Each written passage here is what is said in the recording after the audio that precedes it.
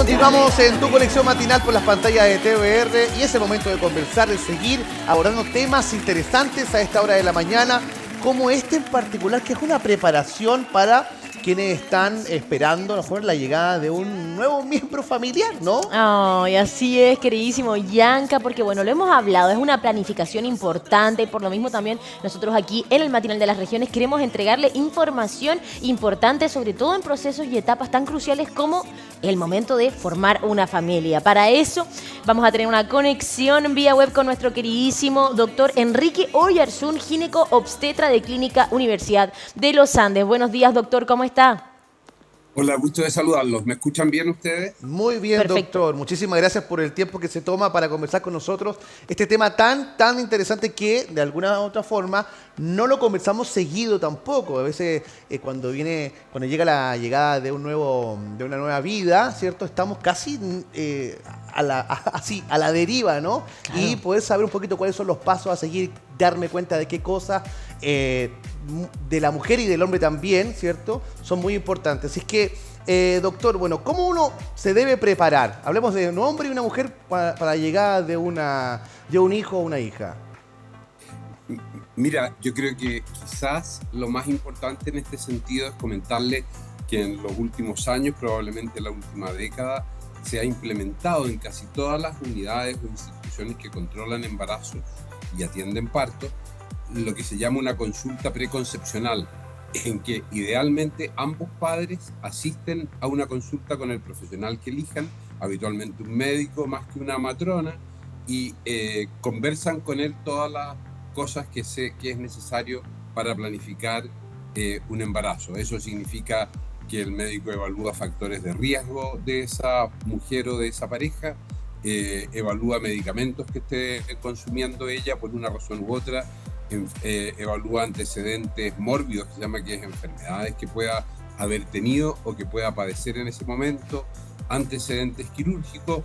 Y otra cosa importante en esa consulta es hablarle o enseñarle, hacer educación respecto a cuál es el periodo fértil de la mujer en un ciclo menstrual normal, porque muchas parejas en ocasiones demoran en lograr un embarazo porque desconocen cuál es el periodo fértil dentro del ciclo, y creyendo que lo están haciendo bien, tienen vida sexual en momentos en que no existe fertilidad. Así que todas esas cosas y otras es necesario evaluar en la consulta preconcepcional. Uno les insiste también en lo del ácido fólico, que es una vitamina que permite disminuir el riesgo de ciertas malformaciones congénitas y que es importante asegurar un consumo mínimo desde la etapa preconcepcional hasta los primeros meses de embarazo.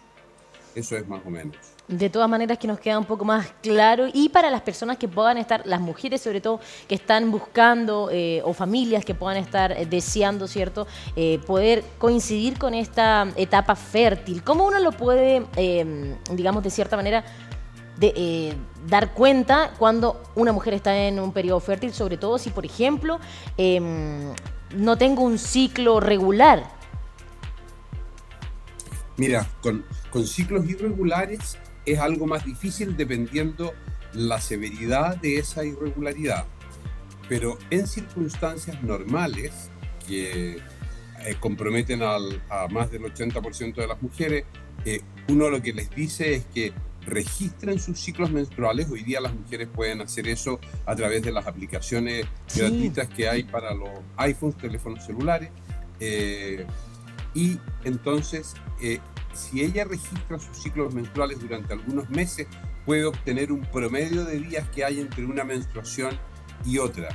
Y eso permite calcular aproximadamente el día de ovulación, porque el día de ovulación ocurre 14 días antes en promedio de la menstruación siguiente. En ciclos largos, qué sé yo, cuando una mujer menstrua cada 32 días, lo que se alarga es el periodo de días previo a la ovulación. En ciclos cortos, ciclos de 24 días, por ejemplo, lo que se acorta de nuevo es el periodo previo a la ovulación. Así que es fundamental que una mujer registre sus ciclos menstruales. Eso entonces permite que uno le enseñe cómo calcular el día probable de ovulación. Y la semana de fertilidad es la semana que deja al medio el día de ovulación probable calculada. Se estima entonces y se le dice a la pareja que la mujer es fértil desde unos 3 días antes de la fecha de ovulación que calculó hasta 3 días después, porque eso permite cierta movilidad del día de la ovulación. Y lo otro que se aconseja es que antes de entrar a ese periodo llamado fértil, haya abstinencia sexual, porque a veces algunas parejas tienen relaciones sexuales mucho más frecuentemente o todos los días, en circunstancias que eso puede disminuir la fertilidad cuando llega al periodo fértil, porque el hombre, si tiene relaciones varios días seguidos, queda sin espermio y necesita días para tener espermatozoides de nuevo y poder fecundar el óvulo femenino. Mira. Muy enredado. Importante aclaración. No, está perfecto, doctor. Oye, doctor, es un buen dato, ¿ah? De todas maneras que sí. Buen dato. Doctor, vámonos a un ejemplo más práctico. Ya una mujer embarazada ya a puertas de dar a luz. Y bueno, y vámonos a una pareja primeriza, ¿no? Y de pronto uno se va engañando con señales y dice, no, vamos al hospital, vamos rápido a la clínica, qué sé yo. Y realmente no, no era una contracción. ¿Cuáles son las señales exactas para decidir, ¿no? Ir a la clínica o ir al hospital pensando en que ya van a ser el niño o la niña? Para no tener falsas alarmas, que me imagino que debe ser muy recurrente, ¿no? Para los primerizos, que siempre estamos nerviosos y todo, y más el hombre que la mujer, ¿ah? Así es, sí. Yo te diría que, mira, hay 2 cosas que vale la pena tener claro y que uno le repite a las pacientes o a las parejas con mucha frecuencia. En la primera mitad del embarazo dura en principio 40 semanas, que equivale a 10 meses lunares, meses de 4 semanas, o a 9 meses calendario, un poco más, digamos. En la primera mitad del embarazo, en las primeras 20 semanas contadas desde el primer día de la última menstruación, el motivo fundamental de consulta debe ser el sangrado genital, que constituye un síntoma de aborto o una amenaza de aborto, que significa un riesgo mayor de perder el embarazo. Okay. En la segunda mitad del embarazo, uno agrega como motivo que debe hacer consultar a la paciente a la maternidad o al sitio donde va a tener su parto, algunas otras cosas. La paciente debe consultar por sangrado genital, en segundo lugar por pérdida de líquido abundante por genitales que sugiere la posibilidad de que se hayan roto las membranas, la bolsa de agua. En tercer lugar, debe consultar si deja de percibir movimientos fetales, y en cuarto lugar debe consultar si tiene contracciones uterinas con una frecuencia de más o menos cada 10 minutos, por ejemplo, durante 4 horas seguidas, y que eso no ceda o no se resuelva al hacer algo de reposo y tomar antiespasmódicos. Así que los motivos de consulta de nuevo deben ser sangrado genital, pérdida de líquido por genitales abundante, contracciones uterinas frecuentes durante varios minutos o durante 3 o 4 horas y que no se dan con antiespasmódicos, y ausencia de movimientos fetales. Ahora, respecto de los movimientos fetales en general, la mamá, y sobre todo en un primer embarazo, empieza a percibir movimientos fetales después de las 22 semanas, eso es después de los 5 meses de embarazo. Sin embargo, en el tercer trimestre del embarazo, o sea, entre el mes sexto y hasta el parto, la guagüita in útero, el feto in útero, ha desarrollado lo que se llama ritmos circadianos de sueño y vigilia. Y eso significa que hay horas identificadas en que el feto está despierto y se mueve. Y una de esas horas, en el tercer trimestre del embarazo, es entre las 9 de la noche y la 1 de la mañana.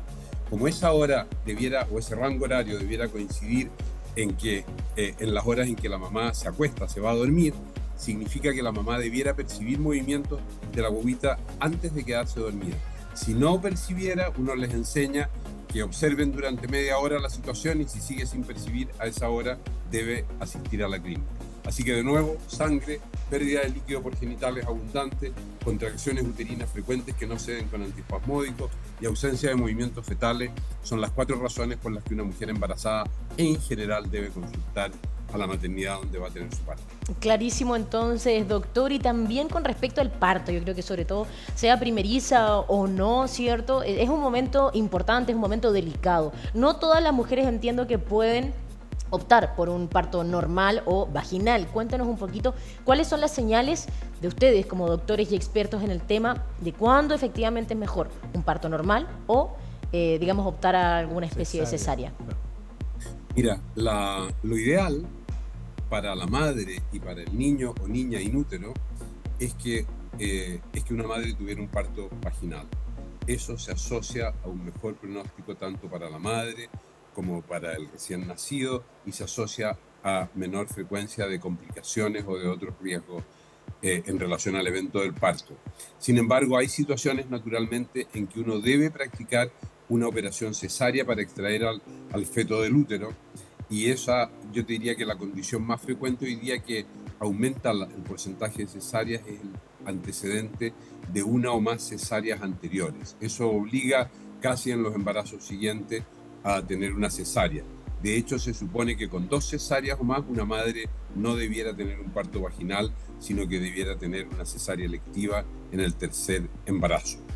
Con una cesárea puede tener parto vaginal bajo ciertas condiciones.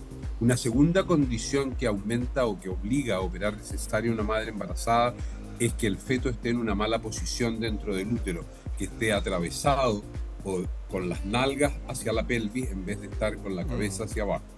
Una tercera indicación es la localización placentaria, cuando la placenta está en la condición que se llama previa, que es que ocluye el cuello del útero, uno está obligado necesariamente a operar de cesárea a esa madre. Y cuarta condición, hay que considerar las alteraciones que se llaman sufrimiento fetal, en que durante el trabajo de parto, en que el feto durante el trabajo de parto muestra signos en la monitorización electrónica de la frecuencia cardíaca fetal de que no lo está pasando tan bien y de que va a estar mejor afuera. Quizás algo que vale la pena mencionar acá en relación a la cesárea es que en los últimos años, a pesar de que en Chile no hay estadísticas de este punto en particular, se ha agregado un grupo de madres que solicitan ser operadas de cesárea en lugar de tener un parto vaginal.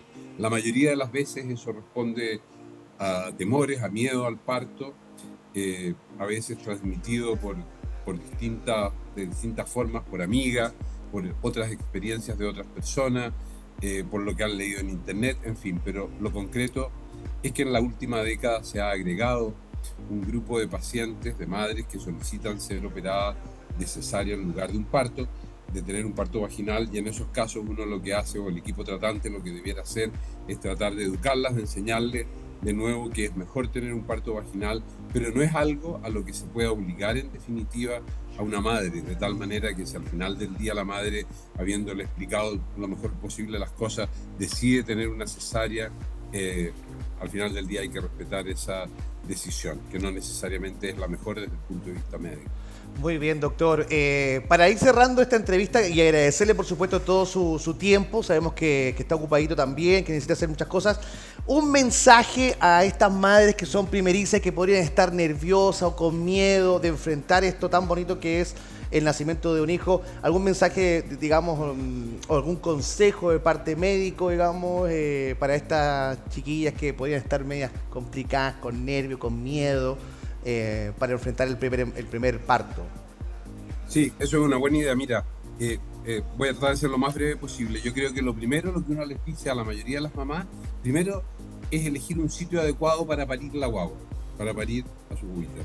El sitio adecuado es capital. Yo les solía decir a los alumnos en la Escuela de Medicina, estuve por muchos años, que una madre puede parir su guagua en la comisaría más cercana a la casa en un porcentaje importante de las ocasiones. Si el problema es que todo lo que se ha hecho en obstetricia para controlar a la madre y al feto inútero o al recién nacido está destinado a alrededor del 20% de los embarazos. Y el problema es que si tú te vas a la comisaría más cercana a la casa y estás en el 20%, es un problema mayor porque se pueden morir ambos seres. Así que lo primero es elegir un sitio donde va a tener su parto, un sitio que debe tener idealmente todas las condiciones y a todas las especialidades que puedan requerirse en un momento de complicación. Porque cuando no hay complicación, los mismos papás ni se dan cuenta de las cosas que pueden faltar en la sala de hospitalización, no echan de menos nada porque está todo perfecto. Así que la gracia es elegir un sitio donde todo esté disponible para cuando hay una complicación grave del embarazo o parto, que de haberlos los hay, porque en Chile mueren aún 50 mujeres al año por embarazo y parto. En segundo lugar, elegido el sitio, debe elegir al equipo tratante o al médico con el que se va a ver. Eso es capital, porque eso tiene que permitir generar confianza en el equipo y hoy en día muchas mamás, con la mucha información que hay en las redes sociales, en internet, en las redes sociales a veces más que en internet, más que en Google, digamos. Claro. Entonces debe crear una relación de confianza con el médico y dejarse educar en cierta manera para algo que va a vivir por primera vez. En tercer lugar, nosotros en la clínica, nuestra institución es hoy por hoy la institución del país, contando todas las instituciones públicas y privadas, que tiene la menor tasa de cesáreas en Chile, que es 28% y menos en principio, con alrededor de 1.400, 1.500 partos anuales que hoy tenemos. Así que hay que preocuparse efectivamente de que haya una atención que está destinada a favorecer el parto vaginal normal. Ideal si a eso se suma también una atención lo más humanizada o humana posible, porque en una época donde hay mucha intervención médica, lo ideal es que la paciente y el papá de la bobita sean acogidos por una institución y un grupo que favorezca el trato humanitario.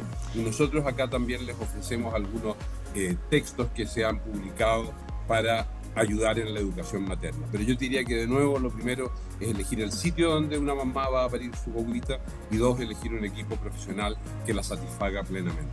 Perfecto, doctor, agradecerle su tiempo. Continuamos aquí acompañándole, ¿cierto? Y conectados también con esta información tan trascendental para un montón de familias en nuestro país. Le mandamos un gran abrazo y que tenga un tremendo día.